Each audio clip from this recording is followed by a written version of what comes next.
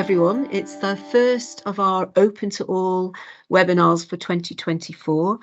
The theme for today is, as it says on the screen, an introduction to Eurobitume. Maybe though, just very briefly, Ian has already introduced me, but my name is Siobhan McKelvey.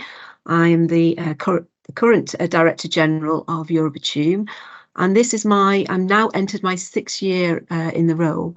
So been a very exciting time for me, and also with the team, and I think today's a great opportunity for us to share with you a little bit about what happens and how Eurobitume, the organisation, operates internally over the years, and I'll explain a little bit more as I go through this webinar. We have changed our shape a little bit, and of course that also means that we've changed a little bit the membership, and we've all seen in recent years new names and faces joining our meetings or inquiring about Eurobitume. So we felt that it was a very good opportunity to explain to existing members and also new member contacts and potential members a little bit about how Eurobitume is structured and it operates. So let's start really at the very top. Our ambition, our vision in Eurobitume has always been very much focused on being the reference for bitumen in Europe. Very simple, but behind that sort of statement is there a lot of different activities and projects and resources that goes behind achieving this vision. And as I said, I'll hopefully explain a little bit about how we manage that during this hour. So bitumen in Europe is obviously key to everything fundamentally that we do within Eurobitume. The mission is more, let's call it the way our scope of working or our activities. It really helps us as a team, and also when we discuss with members new actions and projects, it really helps frame the work that we do and prioritise, because obviously with a finite resource available and both people and funding, we can make sure that we prioritise on the areas that are adding the most value. So this is where the mission is very much used and referred to ensure that we are working within that scope, and obviously focusing on the areas of highest priority. It's a very, I would say, our mission or our objectives don't really change year on year. They do adjust and amend according to the way that we're growing, but essentially, the scope here is very consistent year on year. So we've very important that we, as an association, on behalf of the bitumen industry, we find ways to educate and promote about the product, about the efficient, the economic, the effective, the safe and sustainable use of bitumen in a variety of end applications. So always focused, and our attention is always on the product bitumen. To do that, to be able to educate and promote, we provide a vast amount of information in different formats, information and guidance on technical, health, safety, environmental issues. If you're familiar with the website, you will probably be aware of the different formats that we provide information in. And if you're not, I encourage you to check that out on the website after this webinar. But obviously, to be able to communicate, we have to have the information available, and that's very much part of the basis of the activities that we do within Eurobitume. Overall, as well, we have a lot of interaction with not only with our members, but with stakeholders and with lots of different organisations and partners that have some relation to bitumen. We're always trying to provide a positive image and explain all the benefits that the product has in a sort of an advocacy type role. And we find that that's obviously growing as we grow as an organisation as well. So I think those are the three, I would say, core elements that make up, that help us direct our activities within Eurobitume. Of course, all of this is only possible with the input of our members, the membership, and that's where I think one of the unique things about having an industry association is the accessibility of a vast number of experts from different areas and functions, all with an expertise and an interest and a knowledge related to bitumen, whether that's technical or whether it's safe handling. And more we see also the environmental aspects growing within the organisations. So without the network of experts that we have through the membership, also through the partner industries, that alliances that we have, and just general stakeholders, we always try and embrace that where it's related specific to bitumen and make sure that's shared across the members.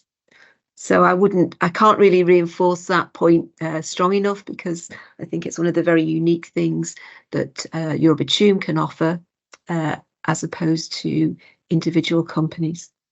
So together we have one strong voice. A little bit of the background. I know some of you online are probably not so aware of the history of Eurobitume, and we've actually been going, well, 55 years this year. We celebrated 50 years of existence in 2019. I was very fortunate to be part of the team. We organised our celebrations in that year.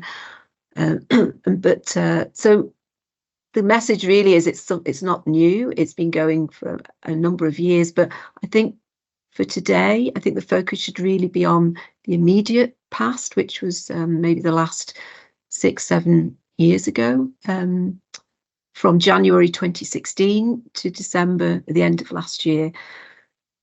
Previously, we operated under a structure of having one central office based in Brussels, in Belgium, and from that we then had, I would say, kind of satellite representations in 5 different markets. The history behind that is initially these local representations, which you can see on the screen, were previously known as individual national associations related to bitumen, and they all had different names, local names. And what happened in 2016 going forward was those national associations joined the Eurobitume umbrella and became known as a local representation of Eurobitume, but still having their own identity, being Benelux, Deutschland, France, Switzerland and the UK. So that was very much the Eurobitume people knew and worked with up until, I would say, the end of last year. The change this year is that from January this year, we're now operating, as we call internally, one organisation, one Eurobitume. And all that means simply is that we have now full integration of the 5 local representations we saw previously. So there is no longer the separate identity of the countries or markets. We are just known as Eurobitume. And the key here is that instead of being known as Eurobitume in 5 markets, we're known as Eurobitume across Europe. So that involves more than just those 5 specific local areas that we mentioned earlier. So I think that's the biggest change for you to maybe understand, that it's not, the name hasn't changed Eurobitume, but we will only be known as Eurobitume going forward this year. We won't have a different national local identity. The other thing that's changed this year is we've developed the team, and we're almost introducing, I would call a kind of a matrix type system where we focus on functional areas as well as geographic areas. And I'll explain this in the next slide. So let's look at the functional organisation for this year. We have, obviously there's myself, as I said, it's the Director General. I like to call myself the caretaker. I try and make sure that we have an environment where the team can work effectively, and also that we're prioritising the added value for the members.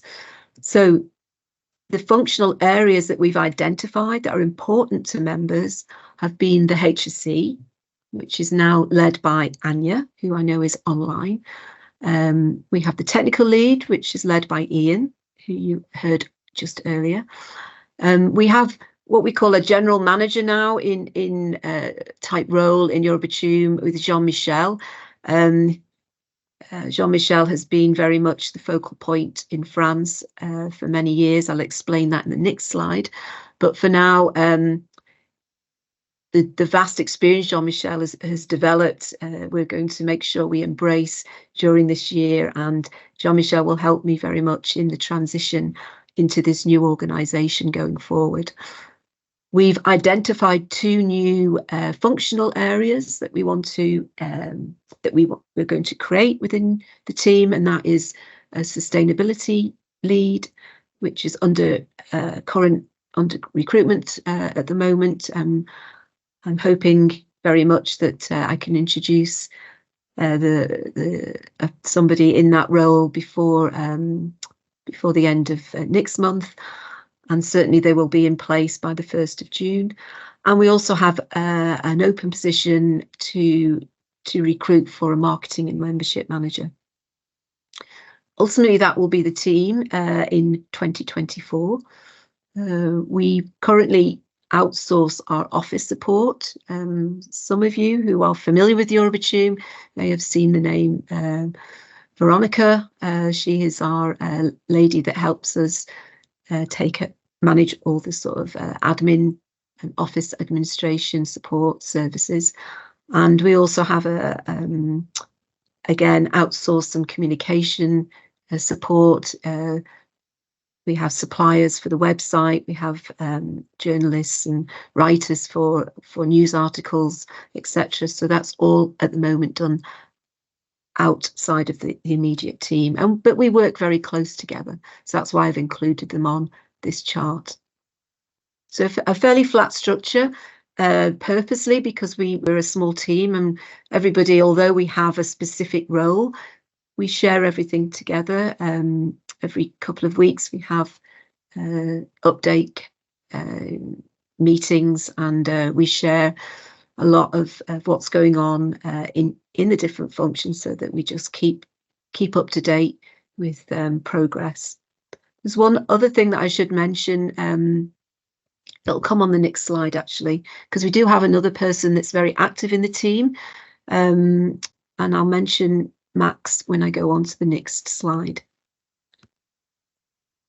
So I said it was a matrix. So the other sort of running parallel to the functional focus areas for everybody in the team is to have a geographic focal point. In simple terms, focal point, it will be somebody that will act as the gateway into Eurobitume for members and stakeholders that are active in various countries across Europe. So they should, in time, have recognition of who that person would be within the team that they could make first contact with, or have regular contact with as we organise exchange meetings locally.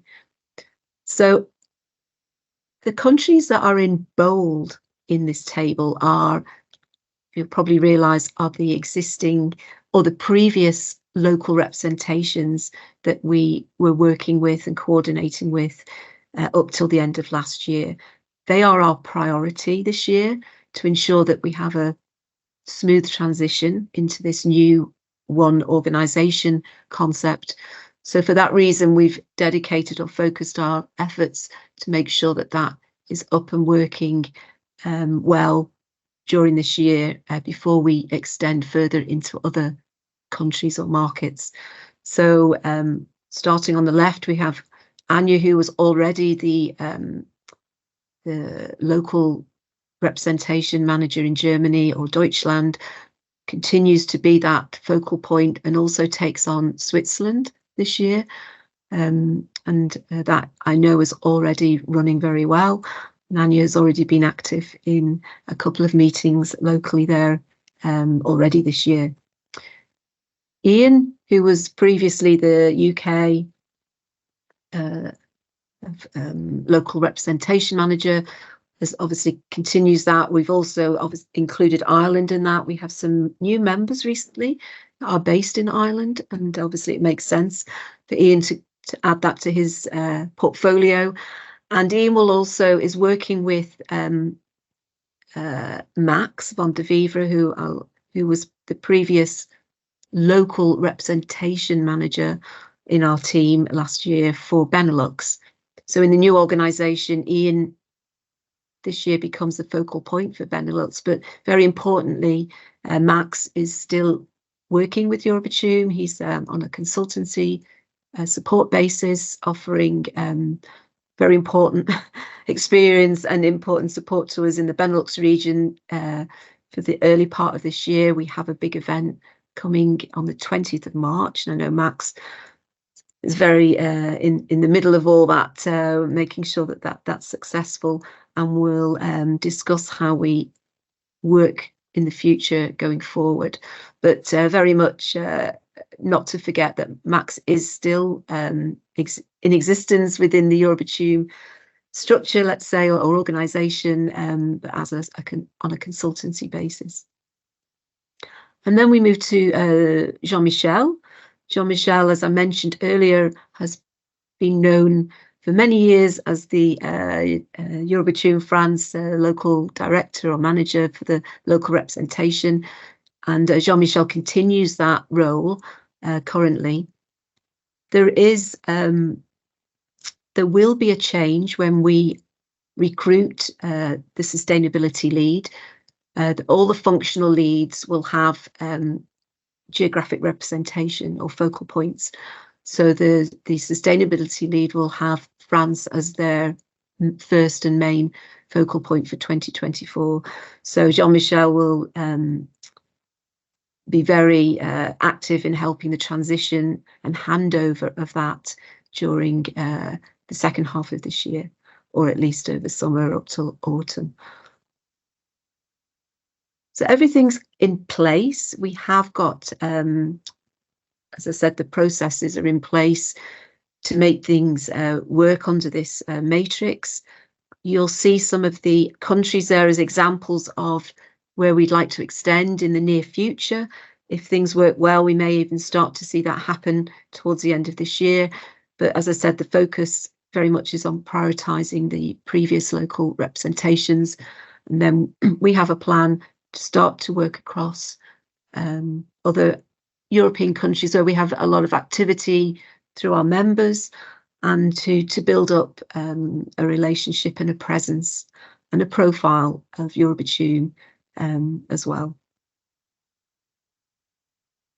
So that's probably the biggest change for Eurobitume in a number of years. Why did the members support this change or request this change? Because it's not something that's come necessarily from within the team. This has come from discussions within the board, within the membership, also input from the Eurobitume team as well. But very much it's about looking at the future and seeing how we can create a vehicle in Eurobitume that will be able to meet the requirements of the members going forward. And obviously the members have the challenges of the industry, and this is where Eurobitume offers that added value. So the reason why we're making this change is very much because we've identified that there's some really important, let's say, industry challenges that are common in all markets.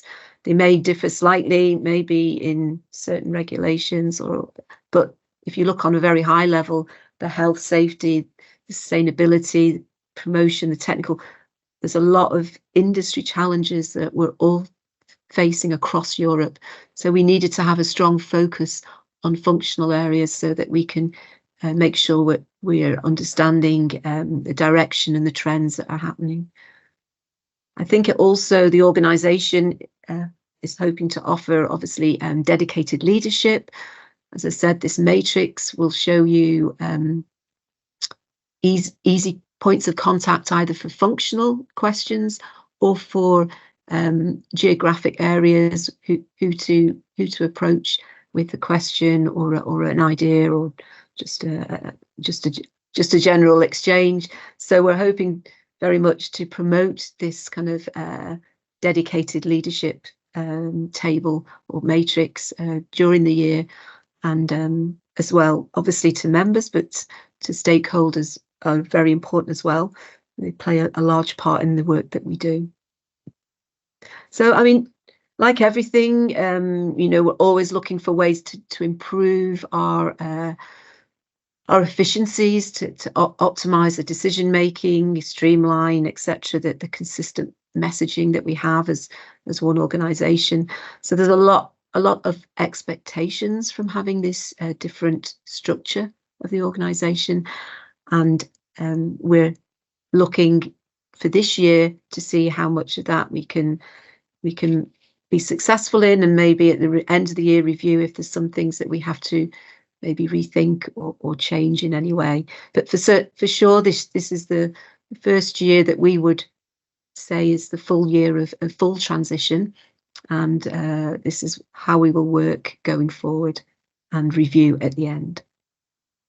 So I talked about alignment in the industry at the end of that last slide. There was a bullet point saying the new organisation offers the opportunity to give strong messages from one voice. But how do we align ourselves internally in Eurobitume? So some of you may be familiar with this, but as I said, this is an introduction to Eurobitume, so it's very important, I think, that we include how the vehicle works. And very much, this is, I would call, the engine room of Eurobitume. It's the expert committees, and without these expert committees, we would not have content or contributions that we'd be able to deliver and support the mission. So very important. These are key to a lot of activities that are produced, and content is produced within Eurobitume.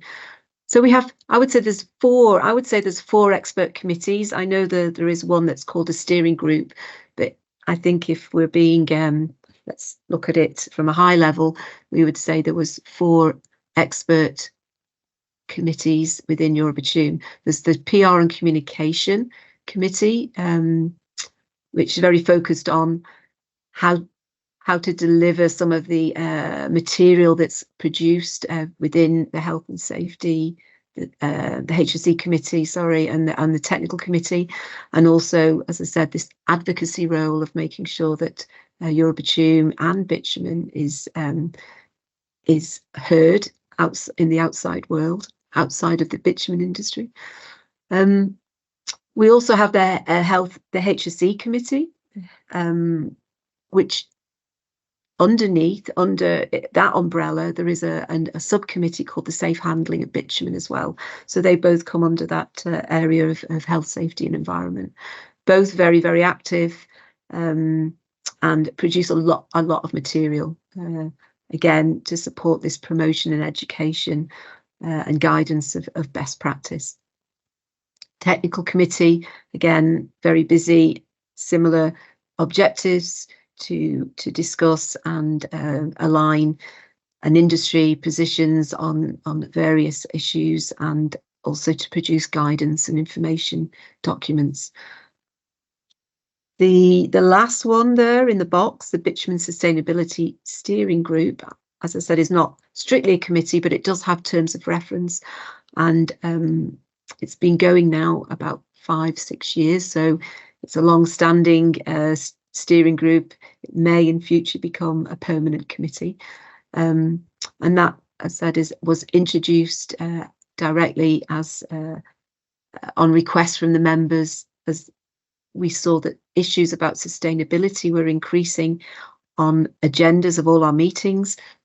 And rather than have separate discussions on each of the 3 expert committees, we set up a steering group which involved member representatives from those committees, as well as membership at large, to view and review these issues related to sustainability and decide how best to delegate that within the other committees, or obviously work on in a separate task force itself. So I would say think about these 4 pillars, and most of, as I said, the work that we generate within Eurobitume and how we operate is centred through these.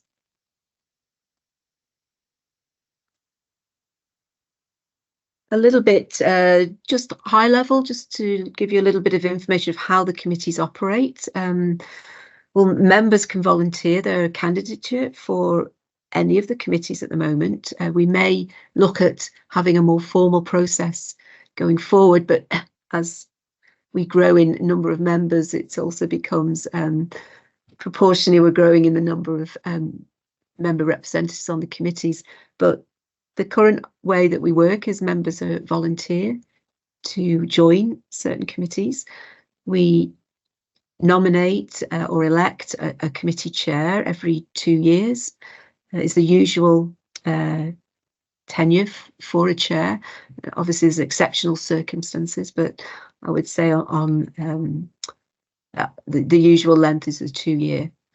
The chairs are rotated at spring meetings, so it's normally March, April every year, and every committee or the steering committee has a dedicated focal person from within the Eurobitume team. So the committee members, plus particularly the chair, always has the support of somebody very specific within the Eurobitume team.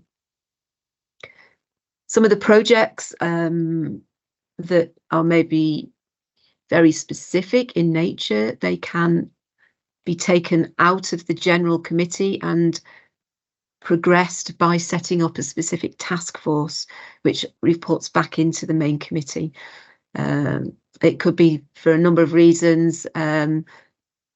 Probably the most common is we find that task forces are usually smaller in number of members, and the timeline that they have to produce the task is shorter than having ongoing agenda item discussions in the main committees. So they're kind of time-bound tasks, and with a start and an end date usually, and they have a smaller number of the either the members from the committee, or if it's a very specific area, we can also invite guests from the membership who have a specific knowledge in that area to be part of that task force itself, even if they're not part of the main committee. So we're always, again, looking to make sure that we're embracing and utilising all the expertise that we have available in the membership. Of course, you know, when we have final deliverables from the committees, they're always reviewed, I would say, and endorsed by the board, for especially when it's external. If there's something that we want to deliver externally outside of Eurobitume, representing the members' view, etc., it will always have a final review by the board for final endorsement. Which leads me on a little bit to what is the governance within Eurobitume. Governance is quite a strong word. I think obviously refers a lot to how we make sure that what we do and communicate and deliver has been gone through a viable approval process, and to make sure that it's within the guidelines that we work within. So we have some very formal governance policies written within our association statutes. They're kind of not some of them are legal, some of them are more just general guidance, but certainly that has been updated last October and available on request if anyone is interested to read that. But it's often used when we have interest from new members, so they understand a little bit more about the commitment and the way of working they would be embracing if they applied to be a member. So it's quite formal, but it's needed because obviously we have a lot of members that are working in the same area. So, and you see there, obviously, we have compliance guidelines as well to make sure that we manage meetings, discussions, dialogues, any activity we're involving members together are conducted under these guidelines. Ian mentioned them at the beginning of this webinar as well. I've skipped over there. We have office operating guidelines. They're not so formal, but they do give us a very excellent reference to how we work within the Eurobitume team and how we work with some of the processes and procedures. So that obviously ensures that we have a coherent approach to certain activities and a common approach. So that they're very useful as well. We have GDPR policies. Obviously, I think everybody now in whatever a company or association you work with should have GDPR policy in place. We do our best to keep that up to date and in practice. Then we have two, I would say, important governance platforms. We have the board of directors. It is they do have a responsibility taking on that role. They're highlighted in the statutes, but they help to steer the activities of the organisation, of the association, according to the budget and the plan that's approved every year. So they have an important role. We meet every second month. Usually, as like everything nowadays, I would say it's every 2 meetings are online and the third one is face to face. If we can make that happen, but certainly at least 2 meetings are face to face every year. The board is structured with 10 members. 7 of those are from core membership and 3 of them are from our associate memberships. So a very important leadership role and also governance responsibilities within Eurobitume. And then we have the membership itself. They're also mentioned in the statutes and they do have a responsibility. Our members are very involved in when we make new changes to statutes, to applying or accepting new member applications. There is always an invitation goes out to the official member representations to give approval or not to certain decisions that happen within Eurobitume. So there's quite a lot of different ways to ensure that we work within our scope and our mission, and also within our sort of compliance guidelines as well.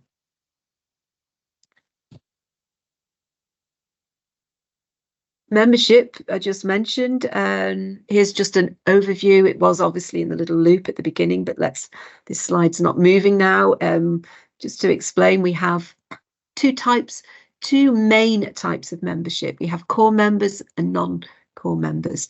The core members are are producers and or marketers of bitumen, completely focused on the product, on the bitumen itself, represent just over half of our membership at the moment. And then we have the other half is made up of different types of associate members. We have a category for international members, which are the criteria for that is the same as a core member, but not working in Europe. They're working in an outside of Europe, but have an interest in gaining knowledge, best practices from the European approach to regulations and standardization. So We do have one member at the moment, and we've potentially have some others lined up, but essentially that's still their focus is on bitumen. Then we have associate members. Within that category, we have two groups. We have one that is more closer related to the product itself by adding maybe another material to the product directly. So typical, we have, I would say, additive type companies that are Group 1 associate members. And then we have a Group 2 associate member, which are services that are related to the industry, but not necessarily the product directly. It could be haulage, it could be storage, it could be testing. So they're just a little bit further removed from the product itself. And finally, we have academia. This is an area that we've highlighted in the last couple of years that we'd like to increase our focus on. We currently have one long-serving member there. It's the first member when we set up that category. They've been with us ever since. But we have seen in recent years a growing relationship with academia and Eurobitume.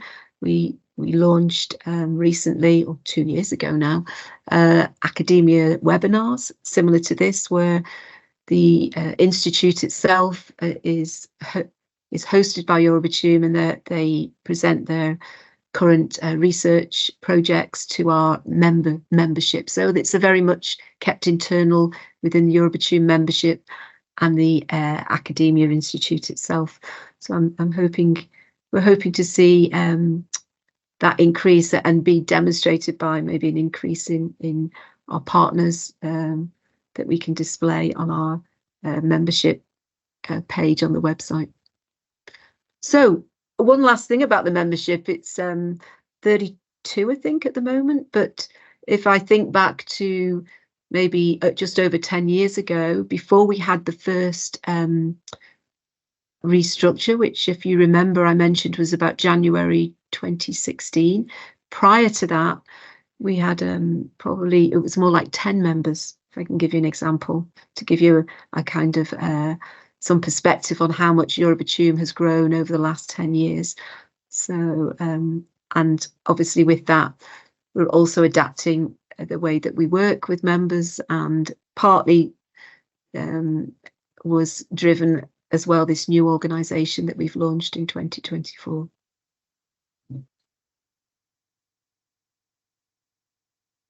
Last couple of things just to like to share with you is we often like to refer to the Eurobitume as a community. The members, it includes members, it includes stakeholders, it includes industry partners, but we have this Eurobitume community, all with an interest in bitumen. And I think that's really important to say, that it's not just happens on a European level. It's across both, I would say, all national levels as well. That's really very much part of our mission, to build that community and further outside of the existing geographic areas that we're recognised in. So in order to develop these sort of community and the exchange and the relationship, there's various things that we do on a regular basis. Of course, we've mentioned the expert committee, so that's very much internal within the membership, and they provide excellent opportunities for experts within bitumen from different fields, from different functional areas to exchange on industry challenges.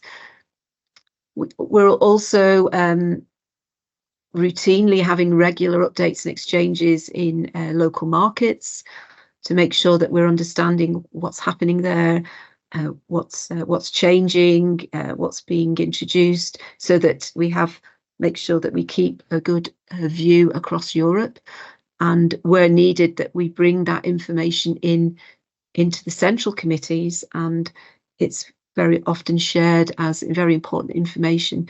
As we know, some things that happen in one market can also happen in others. So there's another very good benefit of Eurobitume can offer, is the platform for sharing that type of information. The third one I wanted to highlight was we have 2 general meetings a year within Eurobitume for the members, essentially. We have one in spring, which is coming up next month, and we have one in autumn. They're a mix of online and also face-to-face, depending on other events that are happening that year. But quite often we will have 2 face-to-face meetings, and it's a great opportunity for the membership at large to get together and also invite other colleagues within their companies to join and have a very kind of high-level summary of all the activities that are happening within Eurobitume, within the committees, within the task forces, etc. Everything's reported back at these general meetings in an afternoon sort of session, and often as well we will follow that up with a half-day seminar where we go more deeper into detail into some areas or themes that have been highlighted or requested by the members. So they're very useful and very popular, and it's also an opportunity to invite potential new members to come along for part of the open session and also the seminar, to hear a little bit about what's going on in Eurobitume and to gauge if the association has something valuable to offer them as a potential new member in the future. So that's a little bit background about, I think, the most common things that we do within Eurobitume. There's obviously a lot I haven't mentioned, but I think this is I think this gives you a high level understanding of the way that we work and operate. Finally, just to mention, I have mentioned it already a few times, that we have Eurobitume, there's the team, but that's much more than that. We have this community, we have the members, we have also industry partners and stakeholders across Europe in different categories or different areas. These are all, you can look into these more on the website. I've just pulled out a few examples just to give you a little bit of sort of understanding of the type of partners that we have or partnerships that we have, but they're not exhaustive. We have permission from these organizations to, let's say, entitle them as industry partners, and these and others will all promoted or available on the website, and you can actually click on their logo and find out a little bit more about what they do as well. But the message really here is that it's very wide. So we go from refining down to road related, and everything in between. So again, it's another uniqueness of Eurobitume as an organisation. It offers that wide scope of exposure to other organisations that have some interest or relationship to, or impact and influence on bitumen. So I think that was my last slide. I don't know if there was any questions. Maybe Ian will come up in a second or two, but I just wanted to say that we do have a lot more information on the website. For those of you that haven't already checked it out, it's eurobitume.eu, which is quite unique as well. I would encourage you to do that. We are in the process of updating and refreshing our website. We will launch a new website. Fingers crossed it will be May this year, and certainly for June. But all the same content will still be available in the new one. So if you're looking at the website now, you should be able to find exactly the same information in the new one that will be launched in a few months. Just rounding up, just to say, I've mentioned these focal points already. This is the team. We're all more than happy to answer questions. Our emails addresses are quite easy to find on the website, and I would just encourage you to get in touch. If you reach the wrong person, we easily redirect it within the team. As I said, we speak very frequently to each other. So I think, yeah, the last thing I wanted to say was we do have 2 more external, or let's say open to all webinars scheduled for later this year. We're missing out the sort of early summer months, because we have a big event you can see in the background here, which is the E&E Congress being held in Budapest. E&E stands for Eurobitume and Euroasphalt. So we jointly organised together with EAPA, the Asphalt Pavement Association here in also based in Brussels. And this year it's in Budapest. If you haven't been before, I'd urge you to check the website for that. It has a lot of information. And I think for those of you that are familiar with it, it's going to be more and more of the same, but even more. So it's going to be a great event in June. But that's the reason why we're going to wait then till September. We have September the 4th, I think, and November the 13th are scheduled later this year to have 2 more open to all external webinars. The themes, I think we have some proposed themes in mind, but we will communicate those a little later in the year. So I think that was me finished for the formal presentation, Ian. Maybe if we stop recording. Thank you, Siobhan.